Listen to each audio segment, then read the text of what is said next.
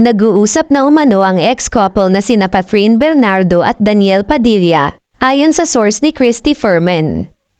Isa umanong impormante ang nagsabing may komunikasyon na ang Kathniel, mahigit isang taon makaraan ang kanilang paghihiwalay. Meron po kaming mga impormanteng hindi nanununog at nangunguryente na nagpabot sa amin ng impormasyon na nag-uusap na raw po ngayon si Daniel Padilla at si Catherine Bernardo, chika ni Furman sa kanyang YouTube show.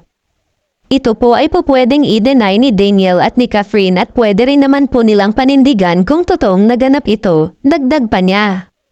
Ayon pa kay Christy, best friend ni Catherine ang nagsilbing tulay sa muling pag-uusap ng Kathniel. Ang bridge, hindi po namin babanggitin ang pangalan ng best friend ni Catherine Bernardo na malapit kay Daniel Padilla pero siya pala ang nag-uugnay sa dalawa, wika pa niya, dagdag pa ni Christy. Kapag binanggit niya ang pangalan ng best friend ni Catherine na naging tulay ay tiyak aniyang dudumugin ito, o baka bash siya, wika ni Christy. Samantala, kamakailan ay nabalita rin ang palagiang pagpunta ni Daniel sa subdivision ng bahay nila Catherine.